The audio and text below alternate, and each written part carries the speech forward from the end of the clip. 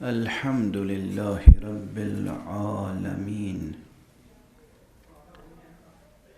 والصلاة والسلام على أشرف الخلائق أجمعين سيدنا وسيد الأولين والآخرين حبيبنا وحبيب إله العالمين إمام المرسلين وخاتم النبيين أبي القاسم المصطفى محمد اللهم صل على محمد وآل محمد وعلى أهل بيته الطيبين الطاهرين الهداة المهديين المعصومين المظلومين واللعنة الدائمة على أعداء الدين أجمعين أما بعد فقد قال الله تعالى عز اسمه في محكم كتابه ومتقن خطابه بسم الله الرحمن الرحيم ولئن سألتهم من خلق السماوات والأرض ليقولن خلقهن العزيز العليم صدق الله العلي العظيم اللهم صل على محمد وآل محمد وعجل فرجهم. ایک اور صلوات پڑھنے میں اللهم صل على محمد وآل محمد. سورہ مبارک زخرف، جیسا کہ میں نے روز اول عرض کیا تھا کہ یہ سورہ بجائے خود ایک کتاب ہے اور اس میں کئی موضوعات بے انتہا اہمیت کے حامل قابل غور ہیں، جن میں سے ایک تو وہ بنیادی موضوع ہے جو پورے قرآن مجید کا موضوع ہے، یعنی توحید کا مضمون قرآن مجید میں جس طرح سے پیش کیا گیا ہے، اگر کوئی شخص واقعاً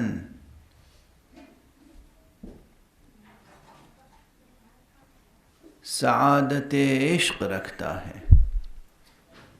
عشق الہی، اگر کوئی شخص جوہر محبت رکھتا ہے، محبت خدا، تو وہ کیف کرتا ہے ان مضامین کو جب پڑھتا ہے اور جب اس میں ڈوبتا ہے تو اس کے نفس کو، اس کی روح کو جو حظ حاصل ہوتا ہے، جو لذت ملتی ہے اور جو احساس قرب ہوتا ہے، قرب، نزدیکی، خدا سے قرب، حق سے نزدیکی، اس لذت قرب کا بیان لفظوں میں ممکن نہیں ہے، اور اسی لیے قرآن مجید میں بار بار توحید کا مضمون آتا ہے۔ یہاں پر توحید کا مضمون اس طرح پیش کیا گیا ہے کہ اگر آپ پوچھیں گے، رسول سے ارشاد الہی ہے کہ اگر آپ پوچھیں گے ان سے، یہی لوگ جو تجاوزگر ہیں، جو حد سے گزر جانے والے لوگ ہیں، یہ گناہگار، یہ فاسق، یہ مسرف، یہ مجرم، یہ غفلت شعار، یہ مشرک، یہ بت پرست اور یہ خود پرست اور یہ مادہ پرست اور یہ نفس پرست، اگر آپ ان سے بھی پوچھیں گے کہ اس کائنات کا بنانے والا کون ہے، اس زمین کا اور ان آسمانوں کا بنانے والا کون ہے، تو جواب ایک ہی ہوگا کہ وہ اللہ ہے، خالق اللہ ہے۔ یہ وہ شعور ہے جو فطرت بشری کا حصہ ہے۔ کل پرائیویٹ نشست میں ایک صاحب نے سوال کیا، وہ سوال موضوع سے مربوط ہے، اس لیے میں اس سوال کو بھی اس گفتگو کا حصہ بنا رہا ہوں۔ سوال و جواب کے نتیجے میں جو کچھ میں نے معروضات پیش کیے وہ یہ تھے کہ جب میں کہہ رہا ہوں کہ یہ شعور فطرت بشری کا حصہ ہے، جو بے شک فطرت بشری کا حصہ تو ہے، لیکن دراصل ادراک اور شعور وجود کی لازمی صفت ہے، وجود کی صفت ہے۔ جہاں بھی وجود ہے وہاں شعور ہے، جہاں بھی وجود ہے وہاں شعور ہے، ایگزسٹنس۔ جہاں بھی ایگزسٹنس ہے وہاں انٹیلیجنس ہے، وہاں انٹلیکٹ ہے۔ جہاں بھی وجود ہے وہاں شعور ہے، جہاں بھی وجود ہے جس سطح پر بھی، یعنی جمادات میں وجود ہے، جمادات کا وجود ہے تو جمادات میں بھی شعور ہے۔ نباتات کا وجود ہے، نباتات میں بھی شعور ہے۔ حیوانات کا وجود ہے، حیوانات میں بھی شعور ہے۔ انسان کا وجود ہے، انسان میں بھی شعور ہے۔ جس کا وجود کمتر درجے کا ہے اس کا شعور بھی کمتر درجے کا ہے، جس کا وجود برتر درجے کا ہے اس کا شعور بھی برتر درجے کا ہے، لیکن شعور ہے۔ یہ نہیں کہ شعور نہیں ہے۔ آپ سمجھتے ہیں پتھر میں شعور نہیں ہے، پتھر میں ادراک نہیں ہے، یا شجر میں ادراک نہیں ہے، شعور نہیں ہے؟ شجر میں بھی شعور ہے و ادراک ہے، حجر میں بھی شعور ہے و ادراک ہے۔ اگر پتھر میں شعور نہیں ہے تو پتھر کیسے سمجھتا ہے کہ اس سے خطاب کرنے والا محمد حنفیہ ہے یا علی ابن الحسین؟ کیسے سمجھتا ہے؟ اگر پتھر میں سنگریزوں میں شعور نہیں ہے تو سنگریزے کیسے سمجھتے ہیں کہ وہ دست مصطفیٰ پر ہیں، اب انہیں کلمہ پڑھ لینا چاہیے؟ اگر حیوان میں شعور نہیں ہے تو وہ دست سلیمان پر آ کے کیسے ناز کرتی ہے؟ ایک چونٹی دست سلیمان پہ آ کے کیسے ناز کرتی ہے؟ اگر حیوان میں شعور نہیں ہے تو ہدہد آ کے کیسے خبر دیتا ہے سلیمان؟ حجر میں شعور ہے، شجر میں شعور ہے۔ اگر شجر میں شعور نہیں ہے تو شجر کیسے اطاعت اشارہ مصطفیٰ کرتا ہے؟ پیغمبر اشارہ کرتے ہیں اور درخت قریب آ جاتا ہے۔ یہ معجزے ہیں اپنی جگہ، مگر معجزے نے کیا کیا؟ معجزے نے اس کے شعور کی آنکھوں کو بیدار کر دیا۔ یہ معجزہ یعنی ہے، لیکن شعور ہے۔ جہاں وجود ہے وہاں شعور ہے۔ چونکہ انسان کا وجود برتر ہے اس لیے انسانی شعور بھی برتر ہے، ورنہ کسی بھی ایٹم کے نیوکلیس کے گرد گردش کرنے والے الیکٹرانز میں بھی شعور ہے، اور وہ بھی اپنی زبان سے تسبیح الہی کرتے ہیں۔ اسی لیے اسی قرآن مجید میں یہ موجود ہے کہ کوئی شے ایسی نہیں ہے جو تسبیح الہی نہ کرتی ہو مگر تم سمجھ نہیں پاتے ہو، وَلَٰكِن لَا تَفْقَهُونَ تَسْبِيحَهُمْ، تم ان کی تسبیح کو سمجھ نہیں پاتے ہو۔ جب آج سائنس یہ نہیں دیکھ سکتی کہ یہ گردش کرنے والے الیکٹرانز کہاں پر ہیں، سائنسدانوں کا اعتراف ہے انہیں الیکٹرانز نظر نہیں آتے، یوں بھی الیکٹرانز اس نیکڈ آئی سے تو نظر نہیں آ سکتے نا، غیر مسلح آنکھ سے تو نہیں دیکھ سکتے آپ، ان کو دیکھنے کے لیے اسلحہ چاہیے، ان کو دیکھنے کے لیے آپ کو وہ مخصوص انسٹرومنٹس چاہیے کہ جن سے آپ دیکھ سکیں، لیکن ابھی تک کسی نے اپنی آنکھوں سے الیکٹران کو دیکھا نہیں ہے نا؟ الیکٹران کی موومنٹ کے آثار نظر آتے ہیں، آثار نظر آتے ہیں، امپریشنز نظر آتے ہیں، الیکٹران نظر نہیں آتے۔ جب آپ ذرے کو نہیں دیکھ سکتے تو اس کی آواز کو کہاں سن سکیں گے؟ اس کی صدائے حال کو کہاں سن سکیں گے، اس کی تسبیح کو کہاں سمجھ سکیں گے، لیکن ذرے ذرے کی زبان پر تسبیح الہی موجود ہے۔ یہ ہے اعلان قرآن مجید۔ یہ کوئی میرا ذاتی نکتہ تھوڑی ہے کہ میں نکتہ آفرینی کر رہا ہوں، میں کوئی خطیبانہ مبالغہ یا شاعرانہ مبالغہ کر رہا ہوں، یہ حقیقت ہے۔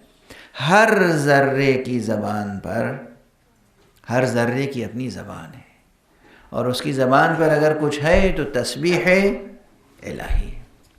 اب ظاہر ہے کہ جیسے یہ وجود کی سطح بڑھتی چلی جائے گی، ویسے ہی شعور کی سطح بھی، شعور کی لو بھی ابھرتی چلی جائے گی۔ انسان چونکہ اشرف المخلوقات ہے، وعلیکم السلام، انسان چونکہ اشرف المخلوقات ہے، اس لیے انسان کا شعور کا درجہ برتر ہے، اور اسی لیے انسان سے مزید بہت سی چیزوں کا مطالبہ کیا گیا۔ لیکن فطرت بشری میں کیا کچھ ہے، فطرت انسانی میں کیا کیا ہے، اس کی طرف اشارہ کرتے ہوئے میں نے عرض کیا تھا کہ صرف یہی نہیں کہ فطرت انسانی میں خدا کا تصور موجود ہے، بلکہ فطرت انسانی میں اسماء الہیہ بھی فطرت انسانی میں موجود ہے۔ اسی لیے ایک مقام پر نہیں، 3-4 مقام پر کہا گیا وَلَئِن سَأَلْتَهُمْ مَنْ خَلَقَ السَّمَاوَاتِ وَالْأَرْضِ لَيَقُولُنَّ اللَّهُ، لیکن اس سورہ مبارکہ میں کہا گیا وَلَئِن سَأَلْتَهُمْ مَنْ خَلَقَ السَّمَاوَاتِ وَالْأَرْضِ، تو جواب میں کیا کہا گیا؟ لَيَقُولُنَّ خَلَقَهُنَّ الْعَزِيزُ الْعَلِيمُ، یہ کہیں گے کہ اسے خلق کیا ہے عزیز علیم نے۔ یہ اللہ کی جگہ لفظ عزیز و علیم کیوں آیا؟ اللہ کی جگہ عزیز و علیم اس لیے آیا کہ وہ ذات، صرف ذات کے کوئی معنی نہیں ہوتے، صرف ذات کے کوئی معنی نہیں ہوتے، ذات اصلاً تحقق صفات کا نام ہے۔ یہاں میں نے بہت سنبھل کے لفظ استعمال کیا ہے، میں نے تجسم نہیں کہا، تحقق کہا ہے۔ لفظوں کے استعمال میں اگر احتیاط نہ کی جائے تو مشکلیں پیدا ہوتی ہیں، حالانکہ گفتگو کی سطح میں سمجھتا ہوں کہ خاصی ٹیکنیکل ہو گئی ہے، لیکن بہرحال ذات، ذات کسے کہتے ہیں آپ؟ ذات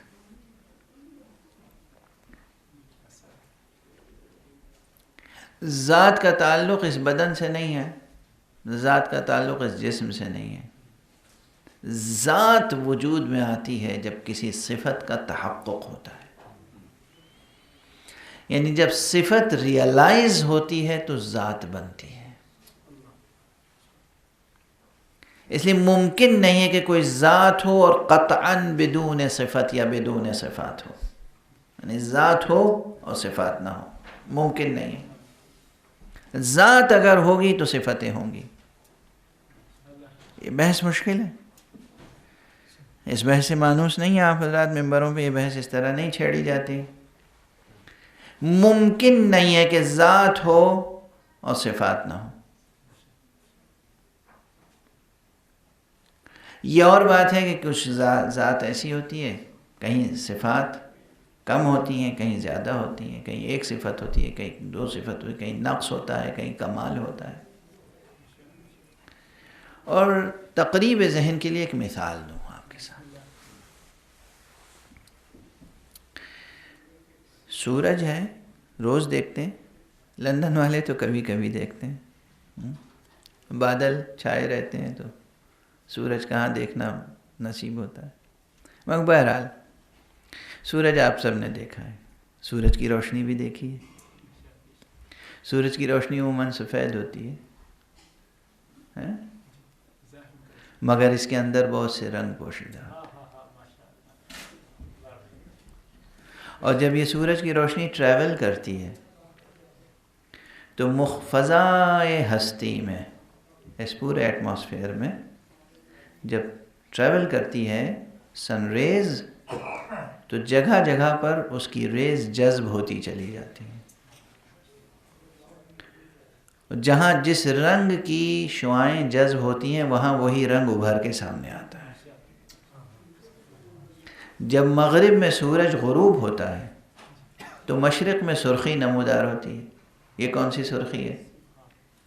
یہ دراصل سورج کی ڈسٹنٹ ریز ہیں جو مشرق میں نظر آتی ہیں.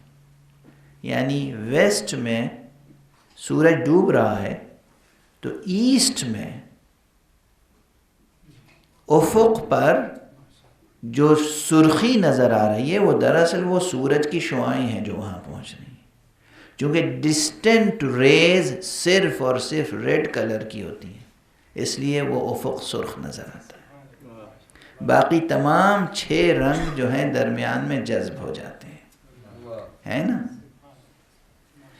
یہ 7 رنگ مختلف رنگ ہیں مگر ایک دوسرے میں اس طرح جذب ہیں کہ ایک کرن نظر آتی ہے اور ایک رنگ نظر آتا ہے. یہ ایک محسوس مثال ہے اس معقول حقیقت کو سمجھنے کے لیے. اگر ہم اپنی عقل کو بیدار کریں تو ہم تصور کریں گے کہ ایک ذات ہے جس کا اعلان ہے اللہ نور السماوات والارض. اللہ آسمانوں اور زمینوں کا نور ہے. وہ ذات ہے. اس نے اپنی مثال نور سے دی ہے. کیوں؟ تاکہ کم سے کم اس نور پہ غور کر کے ہم اس کی ذات کو سمجھنے کی کوشش کریں. وہ ذات ہے تو اس میں رنگ کون کون سے ہیں؟ وہ نور ہے تو اس میں رنگ کون کون سے ہیں؟ اس میں رنگ اس طرح کے نہیں ہیں لال اور پیلے اور اودے. اس میں رنگ ہے، اس ذات کا ایک رنگ ہے جس کا نام ہے علم، ایک رنگ ہے جس کا نام ہے قدرت، ایک رنگ ہے جس کا نام ہے حیات. یہ سب اس کے صفات ہیں جو عین ذات ہیں، زائد بر ذات نہیں ہیں. یعنی یہ نہیں کہ وہ ذات ہے اور یہ صفت کہیں اور سے آ کر اس ذات میں شامل ہو جاتی ہے. اسی ذات کے اندر یہ صفتیں موجود ہیں. اس ذات کا تحقق ان صفتوں کا تحقق ہے اور ان صفتوں کا تحقق اس ذات کا تحقق ہے. اس لیے ممکن نہیں ہے کہ فطرت اس ذات کا تصور کرے اور صفات کا ادراک نہ کرے. یہ ممکن نہیں. اگر فطرت بشری میں اعتراف خالق ہے، اصلا اعتراف خالق کیسے ہے؟ ایک سوال اور درمیان میں ابھرا تھا، میں کہہ کے گزر گیا تھا کہ ایک ہے لسان تکوین. تو سوال ہوا لسان تکوین کیا ہے؟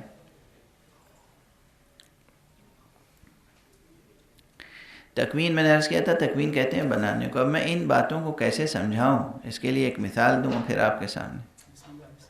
اپنی اردو زبان میں جو محاورے ہیں اور جو روزمرے ہیں اس میں کبھی کبھی یہ بھی کہا جاتا ہے، آپ نے بھی کہا ہوگا، میں نے بھی اکثر یہ جملہ کہا ہے اور سنا بھی ہے بزرگوں سے، سامنے کوئی بہت اچھی تصویر رکھی ہو تو آپ کبھی کہتے ہیں کیا بولتی ہوئی تصویر ہے.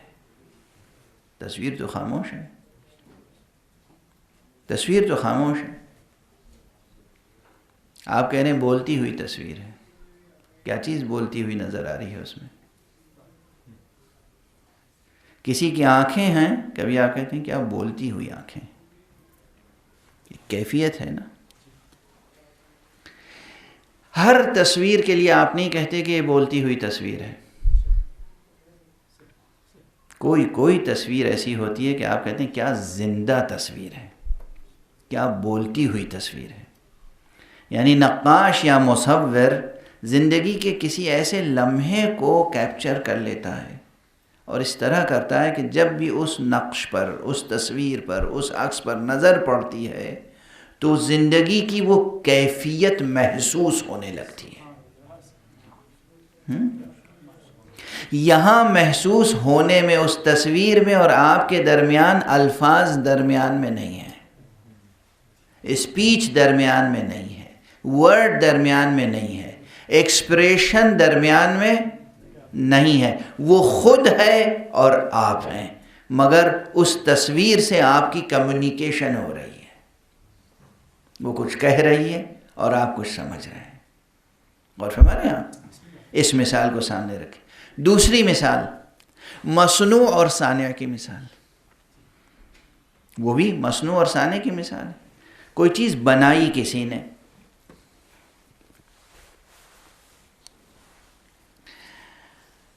ایسی بہت سی مثالیں دی جا سکتی ہیں، اور بہت سی مثالیں دینے کے بعد جو ہے وہ نتیجے تک پہنچا جا سکتا ہے۔ یہ اس طریقے کو کہتے ہیں تمثیل یا استقراء کا طریقہ۔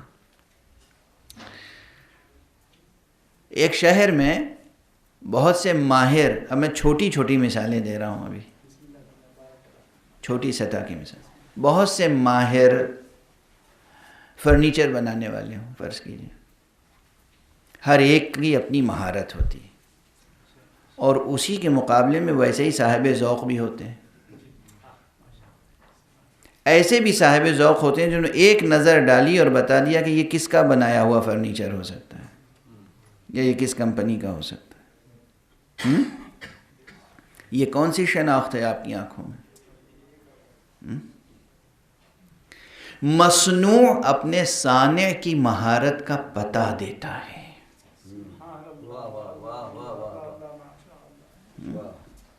دیکھیے بالکل لیمین کی سطح پر اگر آ جاؤں تو اور اس سے بھی اچھی مثال دے دوں۔ مجلس میں لوگ آتے ہیں نا، کیا کل یا پرسوں ذکر کر رہا تھا، کیا فکر ہوتی ہے؟ تبرک کیا ملے گا؟ اگر واقعی آدمی خوش ذوق ہے، خوش مذاق ہے، کھانے کا ذوق ہے اور کھائے پیے گھرانے سے ہے،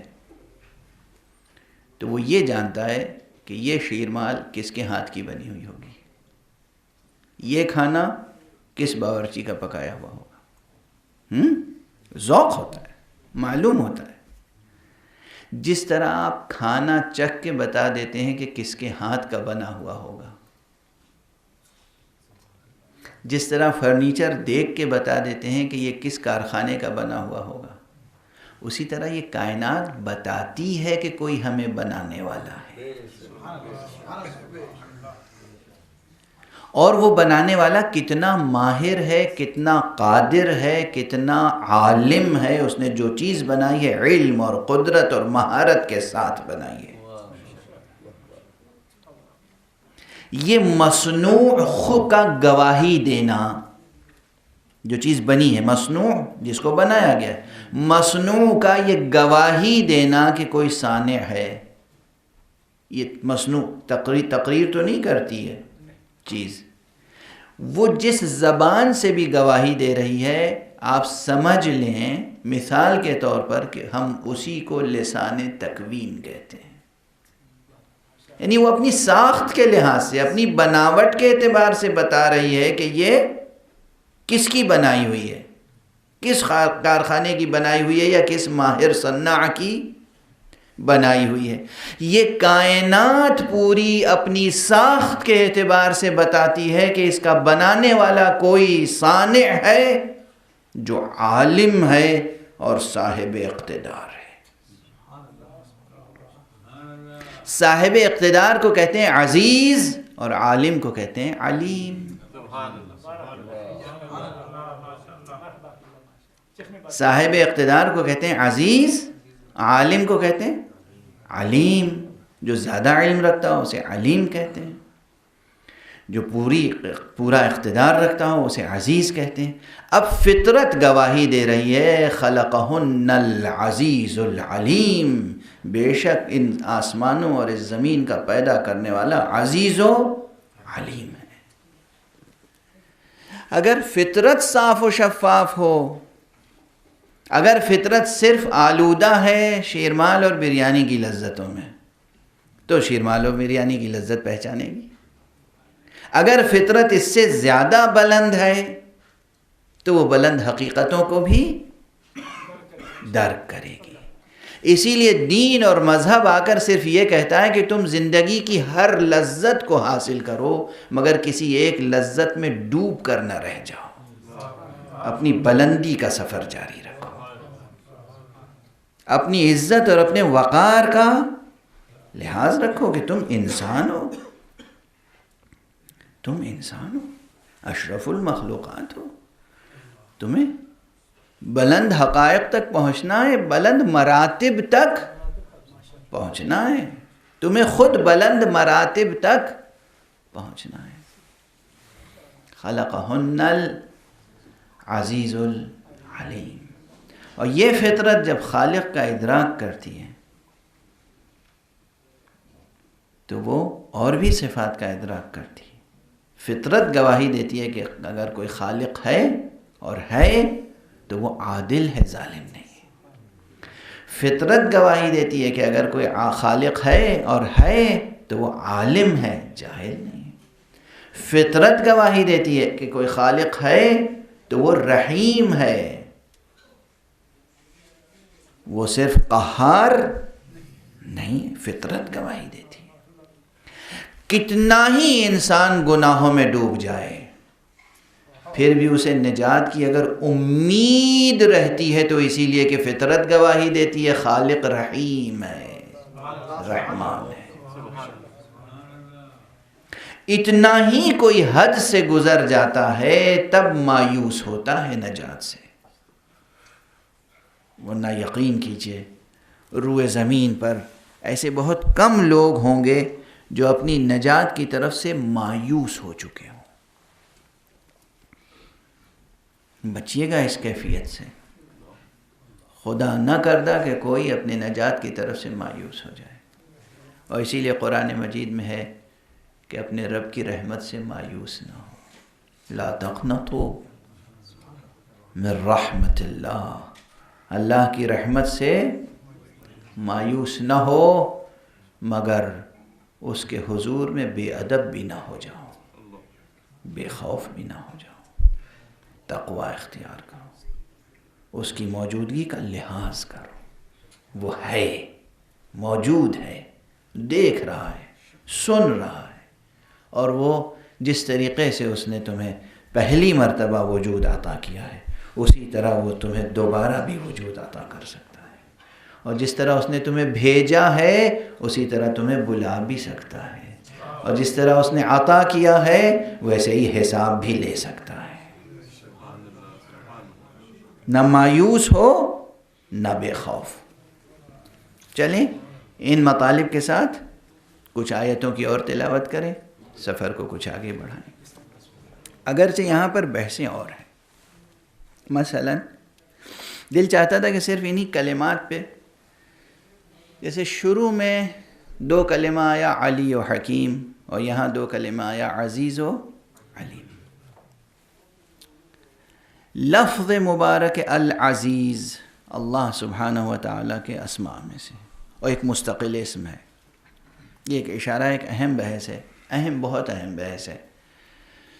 اس بحث کا خلاصہ عرض کر دوں۔ اللہ سبحانہ و تعالیٰ کے بہت نام ہیں، اتنے نام ہیں کہ جو کوئی مخلوق شمار نہیں کر سکتا، لیکن ان تمام ناموں میں سے تقریباً 99 نام ایسے ہیں جو پروردگار نے اپنے حبیب کی زبانی خود تجویز کیے ہیں کہ ہمارے مومن بندوں سے کہو ہمارے ان ناموں کا احصاء کرنے کی کوشش کریں۔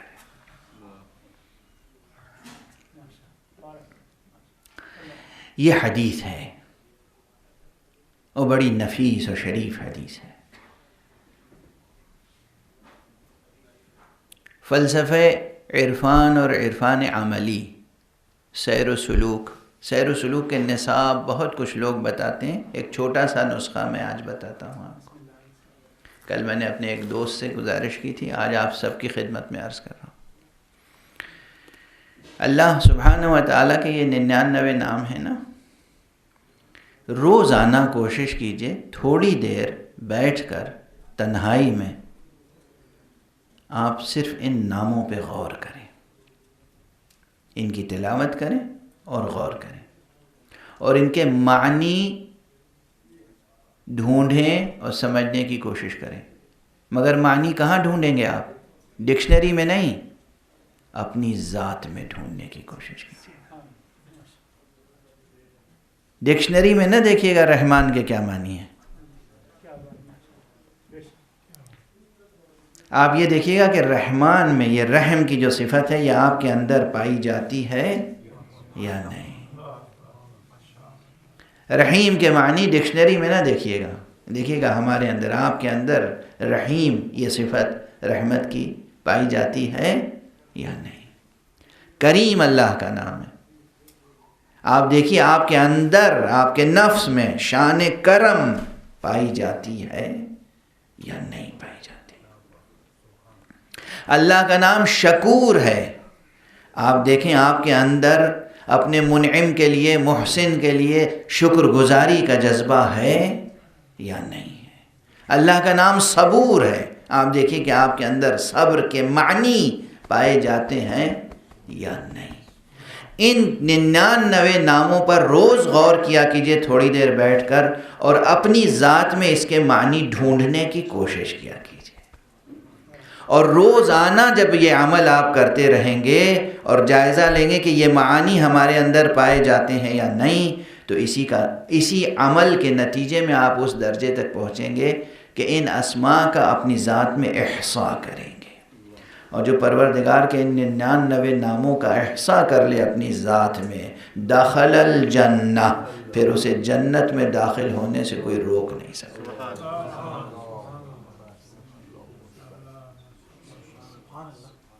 ایک نصاب ہے جس پر روز آپ عمل کر سکتے ہیں۔ ظاہر ہے کہ عربی کے اسماء ہیں، آج کل تو انٹرنیٹ پر اور کتابوں میں بہت زیادہ موجود ہیں، آپ لفظ دیکھ لیجئے، لفظ کے معنی سمجھنے کے لیے ڈکشنری کی مدد لیجئے، لیکن پھر معنی اپنی ذات میں تلاش کیجئے۔ سمجھ رہے ہیں یہ بات؟ میں بہت پرانا جملہ اپنا دہراؤں، آپ کو یاد دلاؤں کہ ڈکشنری میں معنی نہیں ملتے ہیں۔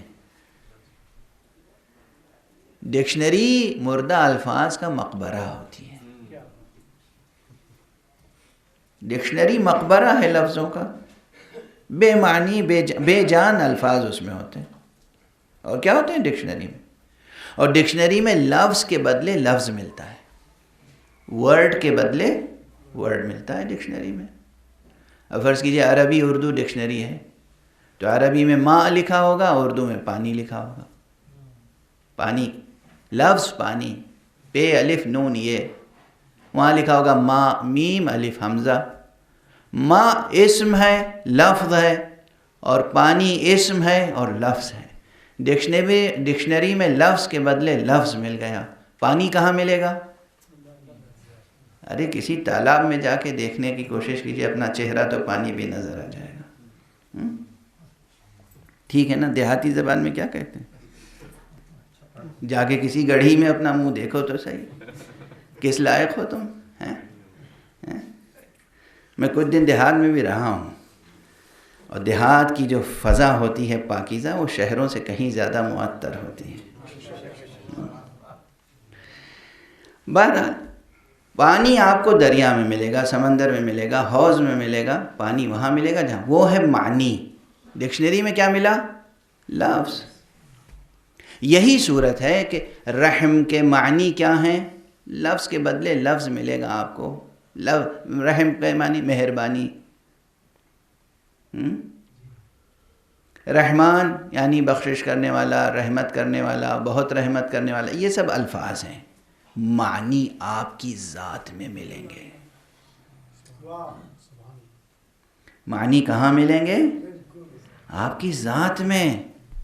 یہ 99 اسماء الہیہ روزانہ کا آپ کا نصاب یہ ہونا چاہیے کہ آپ نماز پڑھیں، مصلی پہ بیٹھیں، قرآن کھولیں۔ بہت سے قرآن مجید میں جلد پر ہی 99 نام لکھے ہوتے ہیں، آپ اس کو تلاوت کریں، اور ایک ایک لفظ پر، ایک ایک اسم مبارک پر غور کریں اور ڈھونڈیں یہ لفظ ہمارے اندر کہاں ہے، ہماری ذات میں یہ معنی ہیں کہ نہیں ہیں۔ اگر آپ کی ذات میں ہیں لیکن کمتر درجے پہ ہے، تو دوسرے دن کوشش کیجئے کہ وہ برتر درجے پہ ہو۔ اگر آج آپ نے جائزہ لیا کہ یہ معنی ہیں، تو ہم آشنا تو ہیں، تو آشنا ہیں تو ہم نے زندگی میں کبھی کسی پہ مہربانی کی ہے کہ نہیں کی؟ واقعاً کسی یتیم کے سر پہ ہاتھ رکھا ہے کہ نہیں رکھا ہے؟ واقعی کسی بیوہ کا سہارا ہم بنے ہیں کہ نہیں بنے؟ واقعاً کسی پہ ہمیں غصہ آیا ہو اور ہم نے معاف کر دیا ہو، ایسا کبھی کیا ہے تجربہ یا نہیں کیا ہے؟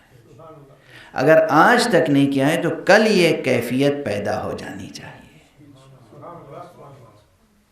روزانہ ایک ایک صفت اگر اپنی ذات میں ہم پیدا کرتے چلے جائیں، اس کے لیے نہ کسی پیر کے ہاتھ پہ بیعت کرنے کی ضرورت ہے، نہ کسی خانقاہ میں بیٹھنے کی ضرورت ہے، اس کے لیے پروردگار کے حضور کا احساس چاہیے اور اس کے اسماء کی تجلی چاہیے۔ اللہ ہے، آپ ہیں، قرآن ہے، اور اللہ کے نبیوں اور رسولوں اور اماموں اور ولیوں کی ریاضتیں آپ کے سامنے ہیں، ان کا فیضان آپ کے سامنے ہے، فیض الہی آپ تک پہنچ رہا ہے، آپ اسے حاصل کرنے کی کوشش کریں۔ یہ 99 اسماء کا نصاب ہے، روزانہ اس پہ عمل کریں، روزانہ جس طرح صبح کی نماز پڑھتے ہیں اسی طرح، چاہے نماز صبح کے بعد اور چاہے نماز صبح سے پہلے، نماز شب پڑھتے وقت یا نماز شب سے پہلے یا نماز شب کے بعد آپ کچھ دیر بیٹھیں۔ بیٹھنے کے بعد اپنے نفس کا جائزہ لیں، اپنی ذات کی کتاب میں، کتاب فطرت میں معانی اسماء الہیہ تلاش کریں۔ یہ ایک نصاب سیر و سلوک ہے انشاءاللہ، یہ ایک نصاب سیر و سلوک ہے۔ بہرحال اب لفظی موشگافیاں مدد کرتی ہیں معنی کی تہ تک پہنچنے کے لیے۔ لفظ بے نیاز نہیں ہو سکتے مگر لفظ کو معنی نہ سمجھیں اور معنی کو لفظ نہ سمجھیں۔ لفظی موشگافیاں مدد کرتی ہیں، مثلا رحمان اور رحیم میں فرق کیا ہے؟ یہ دو اسم الگ الگ ہیں اور دونوں کا روٹ ورڈ ایک ہے، رے ہے میم، رحم۔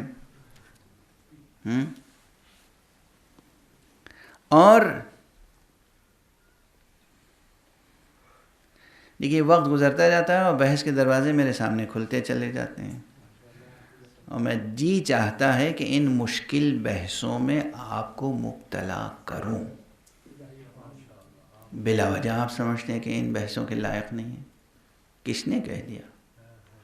کس نے کہہ دیا؟ میں دست ادب جوڑ کے ایک بات عرض کر رہا ہوں، ٹھیک ہیں بعض بحثیں وہ ہوتی ہیں کہ جو متخصصین کے لیے ہوتی ہیں، لیکن انسانوں کو، عام انسانوں کو بھی علمی مباحث سے محروم نہیں رکھنا چاہیے، اور خاص طور سے دینی مذہبی معارف۔ جب سے ریلیجن کا انڈسٹریلائزیشن شروع ہوا، جب سے مذہب کی صنعت کاری ہوئی ہے، تب سے عوام کو محروم رکھا گیا اور ایک طبقہ پیدا ہو گیا کہ جس نے سمجھا یہ علم ہمارے لیے، آپ کے لیے نہیں ہے،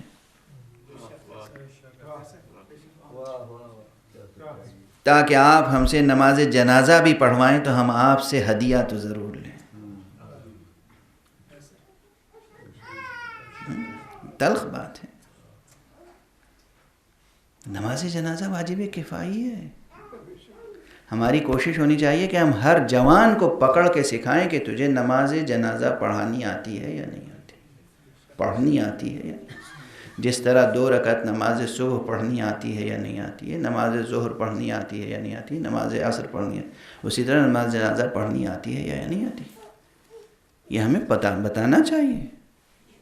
عالم دین کا مطلب نماز جنازہ پڑھانے والا شخص تھوڑی ہے، عالم دین کا کام ہے علمی اشتغالات رکھنا، علمی تحقیق، ریسرچ، جستجو، نہ یہ کہ قوم کو، عوام کو اتنا جاہل رکھو کہ یا مولوی سے نماز پڑھوائیں اور یا بغیر نماز جنازہ کے جنازہ دفن کر دیں۔ کتنے ایسے گاؤں ہیں پاکستان میں اور کتنے ایسے گاؤں ہیں ہندوستان میں جہاں ایسے قبرستان موجود ہیں جہاں بہت سے مسلمان اور بہت سے مومنین بغیر نماز جنازہ کے دفن ہوں۔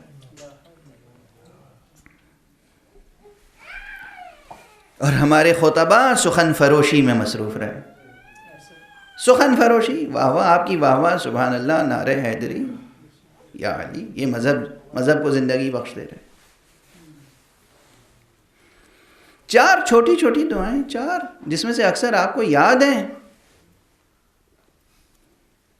اکثر جوانوں کو یاد ہیں وہ جملے. کیا ہے نماز جنازہ؟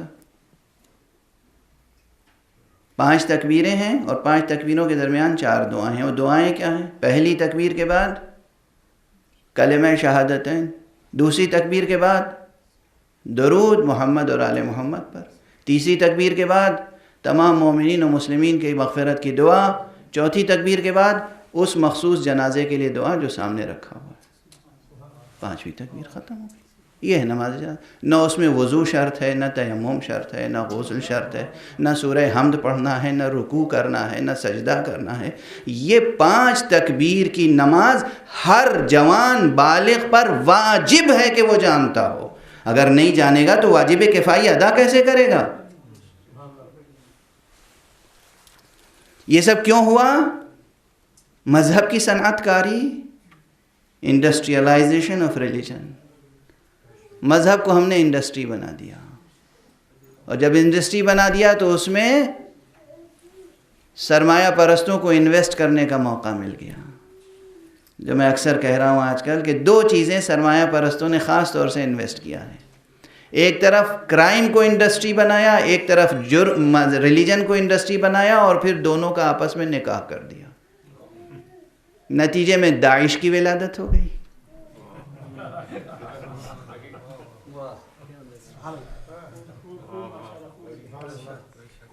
ایک طرف ریلیجن کو انڈسٹری بنایا، دوسری طرف کرائم کو انڈسٹری بنایا، پھر دونوں کا نکاح کر دیا. ولادت کس کی ہوئی؟ داعش، بوکو حرام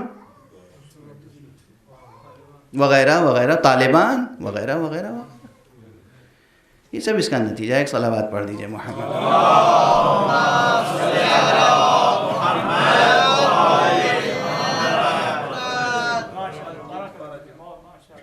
بہرحال بات کہاں سے کہاں پہنچ گئی. گزارش یہ کر رہا تھا کہ مطالب سے دور نہ بھاگیں، اور ہم جیسے فقیروں پہ یہ لازم ہے کہ ہم آپ کو مطالب سے محروم نہ رکھیں. آپ انسان ہیں، ہم سب انسان ہیں. اصل انسان کا درجہ وجود برتر ہے تو اس کا درجہ شعور بھی برتر ہے. یہ انسانی شعور ہے جو درک کرتا ہے کہ ذات صانع موجود ہے، اور وہ ذات صانع وہ ہے کہ جس میں صفات کی جلوہ گری ہے، اور اس میں وہ صفات ہیں کہ جو عین ذات ہیں. وہ حی ہے، وہ عالم ہے، وہ قادر ہے، وہ رازق ہے، وہ خالق ہے، وہ کریم ہے، وہ شکور ہے، وہ صبور ہے. یہ سب سلسلہ ان اسماء میں جو 99 یا اس سے بھی زیادہ ہیں، 1001 یا 4000 یا اس سے بھی زیادہ، میں نے کہا اسماء الہیہ ناقابل حصر و ناقابل شمار.